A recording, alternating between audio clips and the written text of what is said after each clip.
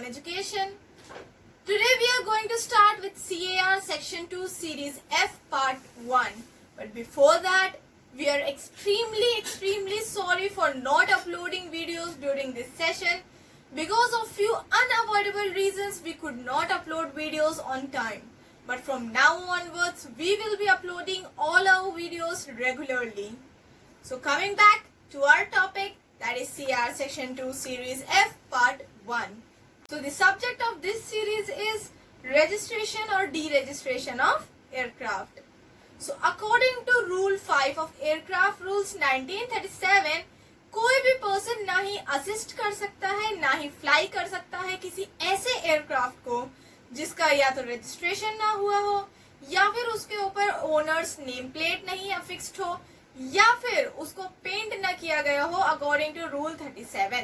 अब जैसे जैसे वीडियो आगे बढ़ेगी to the end of this video आपको पता चलेगा रूल 30 से लेकर रूल 37 दैट इज 37A ये रूल्स क्या है। At the end of this video एक ही बार में हम लोग सारे रूल्स को देख लेंगे। सो ये जो ये सीरीज है that is regulations for registration और डी रजिस्ट्रेशन ऑफ एयरक्राफ्ट, ये सीरीज बनी है on the basis of the rules that is aircraft rules and ICAO annexure 7। So ये किसके ऊपर बेसिस पे बनी है? ICAO annexure 7 and the aircraft rules. So इसमें एक लाइन और लिखी गई है कि रजिस्ट्रेशन ऑफ एयरक्राफ्ट, अब जैसे कि गाड़ी का रजिस्ट्रेशन होता है जिसके नाम रजिस्ट्रेशन होता है उसको एज एन ओनरशिप मान लिया जाता है, बट देन एयरक्राफ्ट में केस अलग है। अगर किसी के पास रजिस्ट्रेशन ऑफ एयरक्राफ्ट हुआ है it no way justifies your ownership, यानी ये नहीं कह रहा है इसके ओनर आप हो। ये सिर्फ और सिर्फ एयरक्राफ्ट का जो रजिस्ट्रेशन होता है सिर्फ और सिर्फ only and only for safety of aircraft के लिए होता है। अगर आपका कोई डिस्प्यूट है, कोई इश्यू है रिगार्डिंग द ओनरशिप, तो आप जाओ उसको कोर्ट में सॉर्ट आउट करो। सो जैसे कि हम लोग हर वीडियो से पहले कुछ की टर्म्स की डेफिनेशन देख लेते हैं, वैसे ही इस वीडियो को स्टार्ट करने से पहले कुछ की टर्म्स की हम लोग डेफिनेशंस देख लेते हैं। डेफिनेशन नंबर 1 इज कॉमन और नेशनलिटी मार्क। इसके नेम से ही पता चल रहा है कि ये एक कॉमन मार्क होता है फॉर द एंटायर नेशन, यानी पूरी कंट्री के लिए एक कॉमन मार्क होता है। जैसे कि हम लोग जब कार्स लॉन्च करवाते हैं या फिर स्कूटी को रजिस्टर करवाते हैं तो उस केस में जिस स्टेट की वो आप रजिस्टर करवाओगे उस स्टेट का एक पर्टिकुलर कॉमन मार्किंग होती है। For example Uttar Pradesh state की है यूपी। उसी तरह से एयरक्राफ्ट के मामले में फॉर द एंटायर नेशन एक कॉमन मार्किंग होती है, इंडिया की है VT। उसी तरह से हर दूसरी कंट्रीज की खुद की नेशनलिटी मार्किंग होती है। तो पूरे इंडिया में जितने भी इंडियन रजिस्टर्ड एयरक्राफ्ट्स होंगे, जितने भी इंडियन रजिस्ट्रेशन के अकॉर्डिंग रजिस्टर किए गए होंगे, उन सब का इनिशियल होगा VT। Next is registration marking. ये एक तरह से आधार कार्ड होता है एयरक्राफ्ट का। हर एयरक्राफ्ट का रजिस्टर नंबर, रजिस्ट्रेशन नंबर अलग होता है। किसी भी XYZ एयरक्राफ्ट का किसी भी एयरक्राफ्ट का सेम नहीं होगा। हर एयरक्राफ्ट का यूनिक आइडेंटिफिकेशन होता है, इसको कहते हैं registration marking. Next is heavier than air aircraft. वो एयरक्राफ्ट जो कि एरोडायनामिक फोर्सेस की वजह से जिनमें लिफ्ट लगती है उन एयरक्राफ्ट को कहते हैं heavier than air aircraft. Aerodynamic forces यानी वो फोर्सेस जो कि हम लोगों ने किस में पढ़ी है? मॉड्यूल 8 में पढ़ी है। क्या पढ़ा है? Lift, weight, thrust, drag. ये जो हम लोग ने पढ़ा है इन्हीं को कहते हैं aerodynamic forces. Next is lighter than air aircraft. Lighter than air aircraft वो एयरक्राफ्ट होते हैं जिनमें लिफ्ट मिलती है because of a property that is buoyancy. Buoyancy मतलब ये फ्लोट करते हैं, तैरते हैं एयरक्राफ्ट, मतलब ये एयरक्राफ्ट एयर में, इनको कहते हैं हम लोग lighter than air aircraft. Next definition is of Cape Town convention. Cape Town convention, ये कन्वेंशन साउथ अफ्रीका के केप टाउन में किया गया था, साइन किया गया था, इसीलिए इसको नेम मिला है केप टाउन कन्वेंशन। ये किया गया था फॉर द मोबाइल इंटरेस्ट। तो ये जो है इस डेट को साइन किया गया था इन साउथ अफ्रीका एंड इंडिया में इतने बाद में मार्च में इसको एक्सेप्ट किया गया है ऑन दिस डेट। आगे के जो डेफिनेशंस है that is IDERA, irrevocable, deregistration, export requested authorization and आगे के ये जितने भी डेफिनेशंस है इन डेफिनेशंस को जब हम लोग आगे पढ़ेंगे तब इनके बारे में समझना ज्यादा इजी होगा। अभी हम लोग प्रॉपरली केप टाउन कन्वेंशन को नहीं जानते, अभी हम लोग सिर्फ इतना इसके बारे में जानना जरूरी है। कितना? सिर्फ इतना जानना जरूरी है कि ये केप टाउन में करवाया गया था, साइन किया था सभी कंट्रीज ने, काफी कंट्रीज ने मिलकर इसको साइन किया था। इन साउथ अफ्रीका ये था for the interest of mobile equipments. Okay, next definition is of fire proof material. Name ही बहुत सिंपल सा है, नेम से ही पता चल रहा है क्या है, आग नहीं लगेगी, सिंपल सी बात है। फायर प्रूफ मटेरियल विथस्टैंड करेंगे heat for a longer time. ये जो है ना, अगर बात की जाए स्टील से, तो स्टील से भी ज्यादा ये विथस्टैंड कर लेते हैं हीट को। सो इसी के साथ में डेफिनेशंस यानी की टर्म्स जो थे वो तो खत्म हो गए हैं। अब हम लोग देखते हैं क्लासिफिकेशन ऑफ एयरक्राफ्ट को। सो क्लासिफिकेशन ऑफ एयरक्राफ्ट में इस हैंड पे है मेरे हेवियर देन एयर एयरक्राफ्ट वाले, इस हैंड पे है लाइटर देन एयर एयरक्राफ्ट में। अब इसमें भी है power driven, non power driven, इधर भी है power driven, non power driven. Lighter than air aircraft में जो पावर ड्रिवन होता है वो होता है एयरशिप, नॉन पावर ड्रिवन होते हैं बलून्स। बलून्स में भी आते हैं spherical balloons and non spherical balloons. अब इधर बात करते हैं हेवियर देन एयरक्राफ्ट में power driven, non power driven. Non power driven में आता है ग्लाइडर। पावर ड्रिवन में भी दो कैटेगरीज आती हैं जिनके बारे में हम लोग बहुत अच्छे से जानते हैं, that is aircraft and helicopter. Aircraft में भी तीन चीजें आ जाती हैं, land, amphibian, sea plane. Land plane, sea plane and amphibian. So अब जो एयरक्राफ्ट होते हैं, कुछ ऐसे भी होते हैं एयरक्राफ्ट जो कि अनमैन्ड होते हैं, मतलब कि बिना किसी पायलट के फ्लाई किए जाते हैं, इनको कहते हैं अनमैन्ड। तो अनमैन्ड बलून्स भी होते हैं, साथ ही साथ में अनमैन्ड रिमोट कंट्रोल भी होते हैं। सो नेक्स्ट हम लोग जो बात करेंगे, अभी हम लोगों ने ये पूरा क्लासिफिकेशन देख लिया है ऑफ एयरक्राफ्ट। अब हम लोग आगे जाएंगे, आगे जाके देखेंगे categorization of registration of aircraft. So starting with categorization of categories of aircraft registration. Category A, category B, दोनों में कोई डिफरेंस नहीं होता, बट सॉर्ट आउट करने के लिए दोनों को अलग अलग कैटेगरीज में रखा गया है। कैटेगरी ए में वो पर्सन आते हैं जिनके एयरक्राफ्ट जो है किसी ऐसे पर्सन के नेम पे रजिस्ट्रेशन हुआ हो जो कि इंडियन सिटीजन हो, या फिर कोई ऐसी कंपनी हो, कॉर्पोरेट हो जिसका principal place of business India हो, या फिर स्टेट या फिर सेंट्रल गवर्नमेंट का कोई ऐसा एयरक्राफ्ट हो, उन्होंने फंड किया हुआ हो, या तो उसको होलली ओन्ड किया हो या फिर किसी के साथ जॉइंटली ओन्ड किया गया हो, वो कैटेगरी ए में आएगा। यहाँ तक कि एक केस और है, कोई ऐसा एयरक्राफ्ट जो कि कोई बाहर की कंपनी है बट देन उस कंपनी ने किसी इंडियन ऑपरेटर को उसको लीज पर दिया हुआ है, इस केस में भी कैटेगरी ए में जाएगा। Now next is category B registered aircrafts. Category B में वो एयरक्राफ्ट्स आएंगे जो कि ओन्ड बाय अ पर्सन जो कि इंडियन सिटीजन ना हो लेकिन इंडिया में उसका बिजनेस वो कर रहा हो, या फिर कोई ऐसा जो कहीं और किसी और कंट्री में उसका प्रिंसिपल प्लेस हो लेकिन बिजनेस वो इंडिया में कर रहा हो। सो ये कैटेगराइजेशन ऑफ एयरक्राफ्ट था। नेक्स्ट, वो एयरक्राफ्ट रजिस्टर नहीं किए जाएंगे इंडिया में जो कि इनके अकॉर्डिंग इन कैटेगरीज में ना आ रहे हो, उनको रजिस्टर नहीं किया जाएगा, और उनको भी नहीं किया जाएगा जो किसी दूसरी कंट्री में ऑलरेडी रजिस्टर्ड है। और अगर डीजीसीए को ऐसा लगता है कि सिर्फ 1 आवर के लिए कोई ऐसी फ्लाइट है जो इंडिया में आ रही है, या फिर कोई ऐसी फ्लाइट जो इंडियन पब्लिक के लिए इतनी फायदेमंद नहीं है, इनएक्सपीडिएंट है, यानी कोई फायदा नहीं है उससे इंडियन पब्लिक का या इंडियन गवर्नमेंट का, या फिर उसको डीजीसीए को ऐसा लगता है कि इसका रजिस्ट्रेशन किसी दूसरी कंट्री में होना ज्यादा सूटेबल है, वो इंडिया से ज्यादा उसका प्रिंसिपल प्लेस कहीं और बन रहा है, तो इस केस में डीजीसीए के पास पूरा का पूरा राइट है कि वो डिक्लाइन कर दे to register an aircraft according to Indian registration. Now next topic is application for registration of aircraft.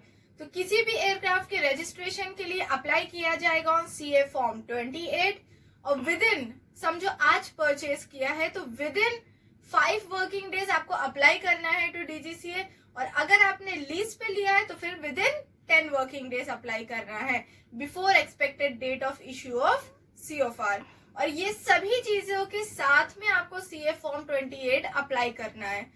अगर कोई ऐसा एयरक्राफ्ट है जो कि अंडर शॉर्ट टर्म रजिस्ट्रेशन सीओफआर के अकॉर्डिंग उसको लाया जा रहा है, तो ये तभी इश्यू होगा जब डीजीसीए सेटिस्फाई हो जाएगी कि हाँ इसका प्रीवियस जो ओनर है उससे डी रजिस्ट्रेशन हो गया है और न्यू ओनर को टाइटल पास हो चुका है। तो ये था application for COFR। So next topic is change of owner और ऑपरेटर और अमेंडमेंट ऑफ COFR। अब कोई पुराना ओनर या ऑपरेटर अपने एयरक्राफ्ट को सेल करना चाह रहा है या फिर सीज करना चाह रहा है अपने COFR को, तो वो इस चीज को बताएगा, किसको? DGCA को, और बताएगा according to rule 33 of aircraft rules 1937। वो इन्फॉर्म करेगा DGCA को कि मैं सेल कर रहा हूँ, और यही चीज इन्फॉर्म करेगा न्यू ओनर, जो नया ओनर है जो उसको खरीदने जा रहा है, वो अप्लाई करेगा on CA form 28 to DGCA। और इसके साथ में क्या डॉक्यूमेंट होगा एडिशनल? ये डॉक्यूमेंट होगा, एक एफिडेविट होगा पुराने ओनर से, और वो ओनर से जो एफिडेविट लाएगा ये जो है कंफर्म होगा बाय एन ओथ कमिश्नर और बाय एन नोटरी ऑफिसर। और इसमें ये मेंशन होगा कि जितनी भी पेमेंट है वो फुल पेमेंट हो चुकी है, और साथ ही साथ में लोकल एक्विजिशन का परमिशन लेकर आएगा। ये सभी चीजों के साथ में वो अप्लाई करेगा टू DGCA। और जब तक ये प्रोसेस हो रहा है, जब तक न्यू COFR इशू नहीं हो रहा है टू द न्यू ओनर, तब तक इस एयरक्राफ्ट को न फ्लाई किया जा सकता है, न ही असिस्ट किया जा सकता है in aircraft imported by air. अब कोई एयरक्राफ्ट है जिसको आप किसी बाहर की कंट्री से परचेज करके इंडिया में ला रहे हो, तो उस केस में आपको COFR नहीं, अभी तो है टेम्पररी COFR मिलेगा। और ये टेम्पररी COFR मिलेगा according to rule 30 and rule 31 of aircraft rules 1937। Aircraft rules 1937 के अकॉर्डिंग आपको ये टेम्पररी COFR इशू करेगा DGCA। और ये टेम्पररी COFR वैलिड होगा only and only till your first landing at the custom aerodrome in India. उसके बाद में आते ही आप इस टेम्पररी COFR को उसके बाद में आप सरेंडर कर दोगे टू DGCA, साथ ही साथ में अप्लाई कर दोगे फॉर योर न्यू COFR। और जब आप टेम्पररी COFR के लिए अप्लाई करोगे, तभी आपको एयरक्राफ्ट को, अगर आप बाई एयर इम्पोर्ट कर रहे हो, आपको जरूरत पड़ेगी फॉर एरोमोबाइल लाइसेंस, और इसके लिए आप अप्लाई करोगे टू मिनिस्ट्री ऑफ कम्युनिकेशन। तो इस लाइसेंस के लिए आप अप्लाई करोगे to ministry of communication. So now next topic is registration certificate and validity of COFR। Validity of COFR में बहुत सिंपल सी वैलिडिटी है उसकी। वो वैलिड होगा from the date, sorry for this disturbance, वो वैलिड होगा फ्रॉम द डेट जब COFR issue किया गया है अप टू द डेट जो कि मेंशन्ड है इन COFR।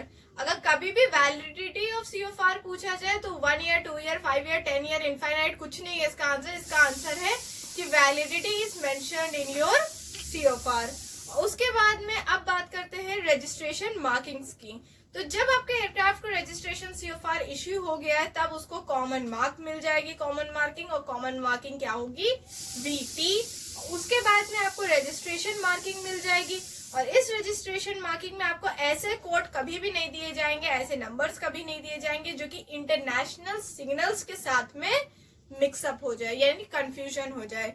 कभी भी आपका रजिस्ट्रेशन मार्किंग Q से स्टार्ट नहीं होगा, और साथ ही साथ में XXX, PAN, SOS, TTT इस तरह के कोडवर्ड्स कभी नहीं यूज होंगे, क्योंकि इन कोडवर्ड्स का मीनिंग है SOS मीन्स हेल्प। वैसे ही हर कोड का एक खुद का मीनिंग है, इसीलिए ये कोड्स कभी भी आपको नहीं दिए जाएंगे। तो जो COFR आपको इश्यू होगा, ये COFR होगा in accordance with article 29 of ICAO convention and CR section 2 series X part 7। इनके अकॉर्डिंग आपको COFR इश्यू किया जाएगा। और COFR के ऊपर जो वैलिडिटी लिखी गई है, उस वैलिडिटी के बाद में COFR को एक्सपायर्ड माना जाएगा, और उसके बाद में आपको फिर से अप्लाई करना पड़ेगा। और जब लीज का केस हो, तो जो COFR की वैलिडिटी है वो लिमिटेड होगी up to the validity of your lease. For example 3 years की आपकी लीज है, तो अप टू 3 इयर्स ही आपका COFR वैलिड होगा। 3 ईयर 1 डे, 3 ईयर 2 डे या 3 ईयर से ज्यादा उसकी वैलिडिटी नहीं होगी। अगर कोई भी आपको पर्टिकुलर्स में COFR के कोई भी चेंजेस करवाना है, यहाँ तक कि एक्सटेंशन ऑफ COFR के लिए भी आप कहाँ पर अप्लाई करोगे? गॉडफादर के पास, दैट इज DGCA हेडक्वार्टर के पास। इस COFR shell always be carried on board, यानी जब जब एयरक्राफ्ट फ्लाई करेगा उसकी एक कॉपी हमेशा COFR जो है ऑन बोर्ड रहेगा। और COFR में अगर कोई जैसे कि नए एयरक्राफ्ट डिजाइन इंडिया में आ रहा है, तो इस केस में डीजीसीए एडवाइस करेगा उस स्टेट को जहां से ये नया डिजाइन आया है, स्टेट ऑफ डिजाइन को, कि आपका ये मॉडल हमारी कंट्री में एंटर किया गया है, लाया गया है। Next topic is issue of duplicate C of R. अगर आपका सीओफआर खो गया है, चोरी हो गया है या कुछ भी ऐसा हो गया है, तो आप अप्लाई करोगे to RO along with a copy of FIR. जो आपने पुलिस के पास जाके एफआईआर की है उसकी एक कॉपी, साथ ही साथ में एक एफिडेविट होगा और उसके साथ में आपकी प्रिस्क्राइब्ड फीस। इन सभी चीजों के साथ आप अप्लाई करोगे to RO for your new C of R. और अगर आपका जो है म्यूटिलेट हो गया है पुराना सीओफआर, यानी फट गया है या कुछ ऐसा हो गया है, तो इस केस में भी आप अप्लाई करोगे to RO along with your mutilated C of R and fees. तो ये था issue of duplicate C of R. Next is cancellation of C of R. Issue हो गया, चेंजेस हो गए, सब कुछ हो गया। अब हम लोग देखेंगे कंडीशंस फॉर कैंसिलेशन ऑफ सीओफआर। ये कंडीशंस वही कंडीशंस है कि अगर फॉल्स तरीके से लिया है, या फिर एयरक्राफ्ट डिस्ट्रॉय हो गया है, या परमानेंटली विड्रॉन फ्रॉम यूज हो गया, या डीजीसीए को ऐसा लगता है कि ये फॉल्स इन्फॉर्मेशन गलत तरीके से एक्वायर किया गया है, झूठी इन्फॉर्मेशन देकर, या फिर ऐसा लगता है कि इंडियन पब्लिक के लिए इनएक्सपीरियंट है तो वो अपने रजिस्टर से हटा देगा। ये सभी तो बहुत नॉर्मल है, बट इसमें एक पॉइंट है जो बहुत बहुत बहुत इंपॉर्टेंट है, डीजीसीए में आ भी सकती है। क्या पॉइंट है? कि अगर आपका सीओफए 5 इयर्स से ज्यादा के लिए एक्सपायर हो चुका है, फिर से आई एम रिपीटिंग, अगर आपका सीओफए 5 इयर्स से ज्यादा के लिए एक्सपायर हो चुका है, उस केस में आपके सीओफआर क्या हो जाएगा? कैंसिल हो जाएगा। ये पॉइंट बहुत यूनिक था एंड इंपॉर्टेंट था। ओके, सो नेक्स्ट टॉपिक है register of aircraft. As per rule 36 of aircraft rules 1937, aircraft का एक रजिस्टर मेंटेन किया जाता है एट डीजीसीए हेडक्वार्टर्स। एयरवर्दीनेस डायरेक्टरेट में इसको मेंटेन किया जाता है, जो कि ओपन होता है। कभी भी वर्किंग आवर्स में कोई भी पर्सन जाके उसको इंस्पेक्शन कर सकता है, उसको चेक कर सकता है, और यहाँ तक कि ये रजिस्टर डीजीसीए की इस वेबसाइट पर भी अवेलेबल है। तो आज ही आप लोग जाओ डीजीसीए की वेबसाइट पे, इस रजिस्टर को आप लोग भी चेक कर सकते हो। तो इसी के साथ में हम लोग आते हैं to the end of this video. बाकी का टॉपिक्स जो बचा है, एक होगा फीस ऑफ सीओफआर और दूसरा टॉपिक है रजिस्ट्रेशन मार्किंग ऑफ सीओफआर। वो आएगा हमारे नेक्स्ट वीडियो में, that is marking of registration. Marking के जो आइडेंटिफिकेशन प्लेट्स होती है, किस तरह से उसकी मार्किंग होती है, ये आपको देखने को मिलेगा इन आवर नेक्स्ट वीडियो। और एक सेपरेट वीडियो होगी जिसमें ओनली एंड ओनली फीस होगी, fees of C of R, fees of C of A, fees of TC, fees of everything. ये वीडियो एक स्पेशल अलग वीडियो इसलिए बनेगी क्योंकि इसमें से 1 क्वेश्चन हर अटेम्प्ट में कंफर्म होता है। तो इसके साथ में हम लोग आ रहे हैं to the end of this video. अगर आपको कोई भी डाउट है तो drop it in a comment box, we will try to clear it as soon as possible.